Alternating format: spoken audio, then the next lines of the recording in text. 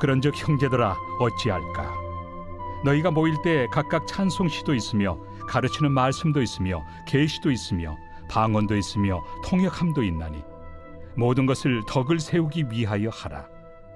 만일 누가 방언으로 말하거든 두 사람이나 많아야 세 사람이 차례를 따라하고 한 사람이 통역할 것이요 만일 통역하는 자가 없으면 교회에서는 잠잠하고 자기와 하나님께 말할 것이요 예언하는 자는 둘이나 셋이나 말하고 다른 이들은 분별할 것이요 만일 곁에 앉아 있는 다른 이에게 계시가 있으면 먼저 하던 자는 잠잠할지니라. 너희는 다 모든 사람으로 배우게 하고 모든 사람으로 권면을 받게 하기 위하여 하나씩 하나씩 예언할 수 있느니라. 예언하는 자들의 영은 예언하는 자들에게 제재를 받나니 하나님은 무질서의 하나님이 아니시오 오직 화평의 하나님이시니라. 모든 성도가 교회에서 함과 같이 여자는 교회에서 잠잠하라.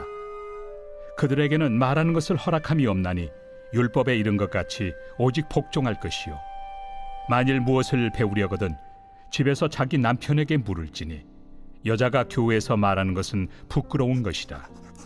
하나님의 말씀이 너희로부터 난 것이냐 또는 너희에게만 임한 것이냐. 만일 누구든지 자기를 선지자나 혹은 신령한 자로 생각하거든 내가 너희에게 편지하는 이 글이 주의 명령인 줄 알라. 만일 누구든지 알지 못하면 그는 알지 못한 자니라.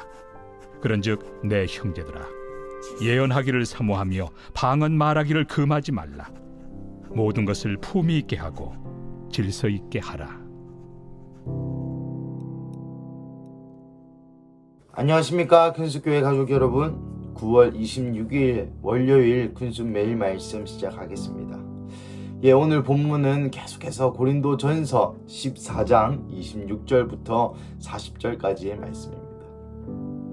오늘 본문은 조금 약간은 어려울 수 있는 그런 본문이기에 저희 한 절 한 절 뜯어가면서 함께 말씀을 나누도록 하겠습니다. 먼저 26절입니다. 그런즉 형제들아 어찌할까? 너희가 모일 때 각각 찬송시도 있으며 가르치는 말씀도 있으며 계시도 있으며 방언도 있으며 통역함도 있나니. 여러분, 여기 보이는 찬송시, 가르치는 말씀, 계시, 방언, 통역은 고린도 교회, 아니 초대교회에 있었던 교회 안에 있는 수많은 종교 행위를 가르칩니다. 찬송시는 진짜 찬송시도 있고요, 찬양도 있고요, 가르치는 말씀은 훈계, 교훈, 권면 등등 설교도 포함되는 말입니다. 그리고 계시, 이 당시에도 성령님의 계시, 선견자, 선지자들이 있었던 걸 이야기하죠. 방언, 우리가 얘기하는 하늘의 언어, 그 다음에 그 방언을 통역하고 계시와 또 많은 꿈들을 통역하는 이 수많은 영적인 행위들, 또 우리가 지금 시각으로 보기에는 굉장히 다이나믹한 그러한 영적인 바람이 이 고린도 교회에 있었음을 볼 수 있습니다. 하지만 모든 것을 덕을 세우기 위하여 하라. 사실 이것이 오늘 본문의 큰 주제이죠. 하지만 이 모든 종교 행위, 모든 영적인 능력, 모든 영적인 현상들을 사용하는 그 원리를 바울은 오늘 말하고 있습니다. 그것은 바로 모든 것을 덕을 세우기 위해 하라. 여러분, 덕을 세우다는 것이 무엇입니까? 건덕이라고 표현하죠. 조금 쉬운 말로 표현하면은 남을 유익하게 하기 위하다라는 표현이 덕을 세우다라는 것입니다. 무엇입니까? 우리가 가진 모든 영적인 능력을, 영적인 현상들을 남을 유익하게 하기 위하여 사용하는 것이 이 모든 사역들의 이용 규칙이랄까요? 준거라 할까요? 판단 기준이라 할까요? 그것이 바로 덕을 세우기 위한 것입니다. 27절입니다. 누가 방언으로 말하거든 두 사람이나 많아야 세 사람이 차례를 따라하고, 그리고 방언을 할 때도 순서를 지켜서 방언을 하라고 합니다. 이 당시에 방언을 하다는 것은 개인 기도할 때 방언하는 것 말고 공회에서 우리 예배 가운데에 방언으로 이야기하는 그런 관습도 있었다고 합니다. 그리고 28절에 보면은 그 통역하는 자가 없으면 이런 말이 나오죠. 그러니까 순서대로 하라는 것은 한 사람이 방언을 합니다. 갑자기 하나님의 영을 받아서 방언을 합니다. 그러면 방언을 하고 난 후에 그 방언을 통역하는 자가 그 방언이 어떤 의미인지 통역을 합니다. 예를 들어서 제가 방언을 했다고 하십시다. 뭐 샤카라바바바랄까요? 제가 방언을 딱 하면은 옆에 있는 방언에 방금 이 김예준 전도사의 방언은 하나님을 찬양하라였습니다. 회개하라였습니다. 우리가 다 같이 회개합시다. 우리가 다 같이 찬양합시다라고 이 방언에 따른 하나님의 음성을 풀어주는 통역가들이 있었다는 것이죠. 그 통역가들이 없으면 하나님과 자기와 하나님에게만 말할 것이요, 하나님께만 말할 것이요. 그러니까 통역이 없으면 공회에서 방언을 하지 말고 자기 개인 기도할 때만 하라라고 권면하는 말입니다. 참으로 재밌는 어떤 일들이죠. 29절입니다. 예언하는 자들은 둘이나 셋이나 말하고 다른 이들은 분별할 것이요. 또 예배를 드리다가 갑자기 예언의 영이 임해서 어떤 집사님 하나님께서 암을 낫기를 원하십니다. 여기 우리 가운데 뭐 어깨에 수술한 사람이 있습니다. 이런 예언하는 지식의 말씀의 은사의 영이 부러질 때도 있고 또 뭐 앞으로 어떻게 될 것이다. 그리고 그 주변 사람들은 아니다, 이건 너의 생각이다, 아니다, 이건 하나님으로부터 온 것이 아니다, 맞다라는 분별하는 그런 과정이 있었다는 것이죠. 그리고 30절 좀 상상하면서 여러분 보시면 재밌습니다. 30절 만일 곁에 앉아있는 다른 이가 계시가 있으면 먼저 하든 나는 잠잠하자. 내가 막 하나님께 주신 게 예언을 하고 있는데 갑자기 하나님의 영이 다른 사람에게 하면 나는 조용히 해야 되는 것이죠. 왜냐하면 하나님의 성령의 흐름을 방해하면 안 되기 때문입니다. 그런즉 31절부터 33절까지는 바울이 진짜 하고 싶은 말을 다시 합니다. 너희는 모든 사람으로 배우게 하고 무엇을 배웁니까? 이러한 영적인 능력, 이러한 하나님의 영에 감동되는 그런 현상들을 덕을 세우기 위하여 한다는 이 원칙을 다 배우게 하고 모든 사람으로 권면받게 하기 위하여 하나씩 예언할 수 있느니라. 한 명 한 명에게 예언하라는 것이죠.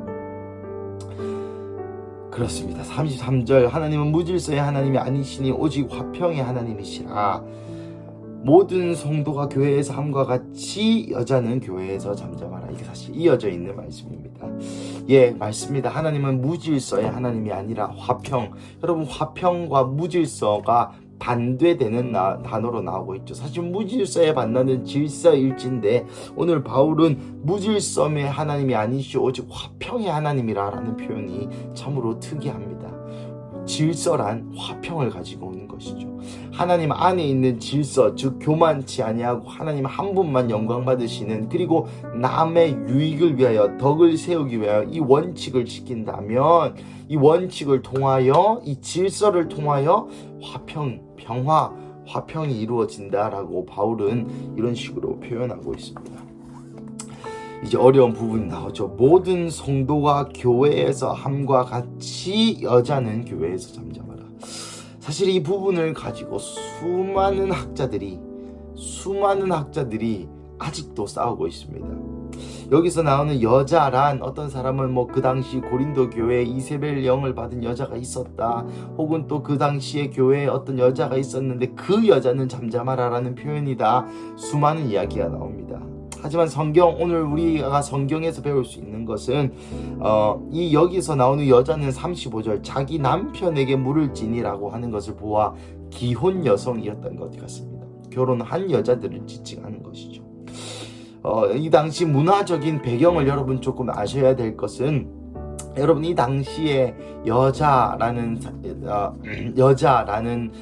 것은, 아내라는 것은 남편의 어떤 부속되는 소유물 혹은 남편의 어떤 아우라 안에 있던 시대였습니다. 사실 여권 신장을 위해서 많은 분들이 노력해 오셨고, 여자가 투표하기 시작하는 참정권이 시작된 지도 솔직히 역사가 그렇게 길지는 않습니다. 한 200~300년 됐었을까요? 그런즉 이때에 고대 근동의 사회, 고대 근동까지는 아니죠. 이 예수님 돌아가신 후 얼마 안 있다가 초대교회 시대에는 이 여자 아내라는 사람들은 남편의 어떤 소유물이나 부속물로 여겨졌습니다. 소유물까지는 아니지만 남편의 그 그늘 아래 있던 누구의 아내라고 불리워졌습니다. 그런즉 이 당시 로마 시대의 아레오바고 강단에서 서로의 철학을 이야기하는 것이 이들의 정치 생활이었고 문화 생활이었는데, 이 회중 가운데서 여자가 발언권을 갖는 것이 금지되었습니다. 즉 남편보다 앞서서 말하는 것이 이 당시 사회에는 굉장히 안 되는 일인 것이죠. 마치 지금의 우리 사회 가운데에도 터부시되는 것이 있죠. 하면 안 되는 일들이요. 예를 들면 도덕적인 측면에서 젊은이들이 어른신에게 자리를 비켜주지 않는 것, 이것은 굉장히 도덕적으로 잘못된 일이라고 우리는 배워왔습니다. 하지만 어떤 외국에서는 그 노인들이 자기가 배려받지 않고 싶다, 자기는 그렇게 늙지 않았다 라며 젊은이들이 자리를 비켜줄 때 가끔은 기분 나빠하는 그러한 문화권에 사는 사람들도 있다고 합니다. 이렇든 다시 말씀으로 돌아와서 이 당시에 여자가 남자보다 앞세워서 말하는 것이 굉장히 터부시되는 금지사항이 되는 그러한 도시였습니다. 그렇다면 진짜 바울은 모든 여자들이 이 교회에서 잠잠하라 라고 이야기하는 것일까요? 사실 저도 잘 모르겠습니다. 하지만 한 가지 확실한 것은 고린도전서 우리가 배웠듯이 11장 5절 또 39절에서 여자들이 기도와 예언하는 걸 배우라고 바울이 이야기한 것을 보아 여자들의 모든 교회의 행위를 금지하는 것 같은 문장들은 아닌 것 같습니다. 왜냐하면 바울이 이렇게도 얘기하고 저렇게도 얘기할 수는 없지 않겠습니까? 같은 내용을 가지고. 그래서 어떤 사람은 이 34절은 성경 아니다, 삽입된 구절이다, 맞지 않는 거 다 빼버리자 라고 하는 주장도 있습니다. 저는 개인적으로 이 본문이 이 고린도 교회에 대한 편지라고 생각했을 때에, 그리고 그 당시에 어떤 문헌들과 통계를 보시면 이 고린도 교회의 대다수는 여자들이었습니다. 사실 초기 기독교인들의 대다수들이 여자들이었습니다. 사실 지금도 마찬가지죠. 권사님들, 집사님들이 많으시지만 남 집사님, 남 장로님들은 그에 비해 사실 사람 수가 많진 않습니다.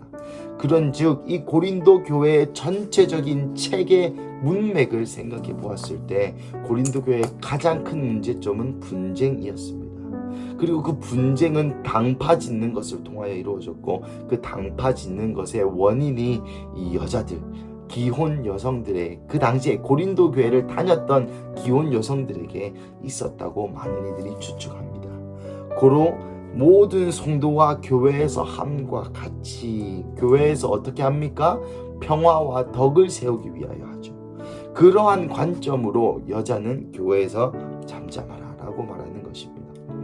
사실 창세기 3장 16절 하나님께서 이 지구를 창조하시고 남자와 여자의 관계를 설명하실 때, 여러분, 남자가 여자의 머리인 것은 맞습니다.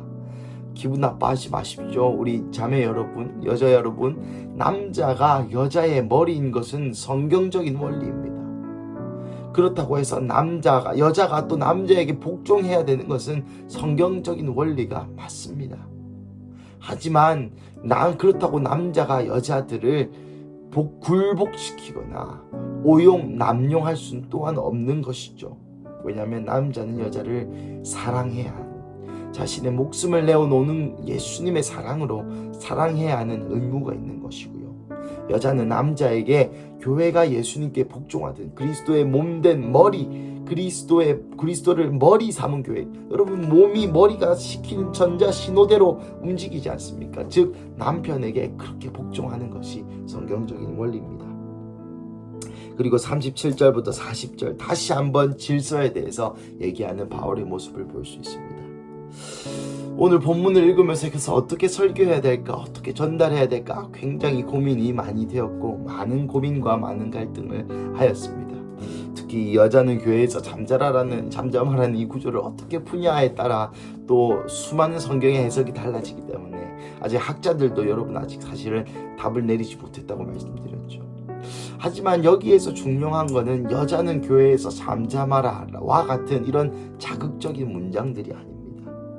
방언하는 사람들을 순서를 지켜서 하고 통역하지 않을 때는 혼자서 얘기하고, 여러분, 이러한 모든 규칙들이 중요하지만 중요한 것은 아닙니다.